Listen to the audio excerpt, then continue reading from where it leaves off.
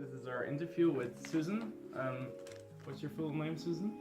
Middle name as well? Yes. Okay, Susan Jane Wareing is my maiden name, and I'm married to a Dutch man, and his name is Paardenkoper. Okay. You are originally from Great Britain. From Great Britain, yes. Where exactly? Northampton. It's 90 kilometres northwest of London, so it's just between London and Birmingham. And what is exactly your profession? I'm a shiatsu therapist and coach. Okay. And how long have you been living in the Netherlands? It's 1985 I moved here, so That's a long time. that's a long time. Why did you decide to go to the Netherlands? I met my husband when I was on holiday in Spain, and we became friends. And then I decided to move here and give it a go. Okay. Yeah. You had to work, of course, in the Yes. Netherlands. Yes. Why did you decide to set up a company yourself? Well, originally I wasn't a shiatsu therapist. You won? No, originally I was a cook. Yeah? I was a chef, and I worked in restaurants in England, and then moved here.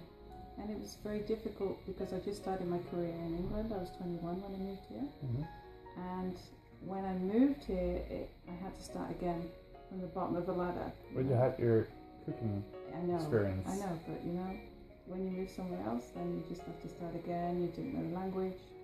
So I took a couple of strange jobs and learned the language. I worked in the flower auction in Veld. Yes, and did that for a couple of years and then learned the language. And how did you build up a network in the Netherlands? When I first came here, I went to church in Wateringse. No, I actually went to church in The Hague, to the English church, the British church, and to the Anglican church, and made a network of English friends. Because when you move to a different country, it's always nice actually to carry on speaking your own language. And although Dutch and English cultures are very similar, there's still small differences that, so you sometimes need to find people who understand where you come from.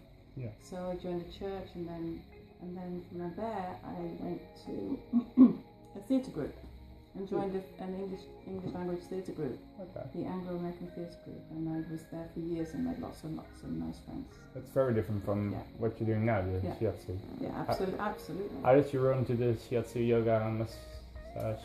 I decided I wanted to change, once I'd had children, I wanted to change course. So when you're a chef, you work a lot of evenings and things like that. So I didn't really want to do that.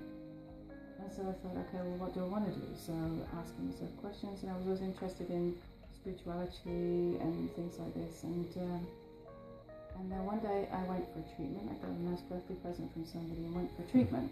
And the lady had just done a shiatsu course, and she said, "Shall I give you a shiatsu massage?" I went, "Yeah, okay." And I thought it was amazing, and I thought it was very healing and very. I was really shocked because it's so totally different to anything I'd ever experienced. So I thought, okay, this is maybe something I wouldn't mind doing. And people might not be aware of the effects of shiatsu. No. Could you explain the effects?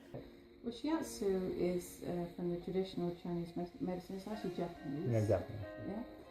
And but they put it under the umbrella of Chinese medicine. And basically, if you've heard of acupuncture, it's acupuncture without needles. Instead of using needles, I use my hands, my fingers, elbows, knees, and it's done on the floor on a futon, on the Japanese mattress. Does it add anything to do it on the mattress, or? The thing, well, actually, do it on the floor. It earths people, so they feel more comfortable. Just if you're lying at I don't know whether you've ever had a treatment, but if you're having a treatment, you're lying at a table. Sometimes it can feel like, oh, if I turn over, I might fall off, or you get that sort of feeling, or I'm a bit too tall for this table, or I can experience. So and so on a mat, there's nowhere to go. You can't fall anywhere. and so people feel very comfortable straight away, and Yeah. then but the benefits are anything from stress related to diseases to it's just a totally alternative way of treating illness. Okay. And speaking of diseases, is there any special treatment for disabled people, for example? A lot of disabled people usually need a lot of physiotherapy. So it's because they're sitting stationary all the time, so they need a lot of work on if they have something wrong with maybe with their legs, that they have to be in a wheelchair. Then because they're stationary, then the legs start lose muscle. So you have to treat them for muscle lift, so help them with building up the muscles, and with that with shiatsu, it's a really good way of doing that. Okay. You don't treat people differently. No, absolutely not. No. I mean, like in a way of treating them, like speaking to them, but as in your treatments. No, it's just a person is a person.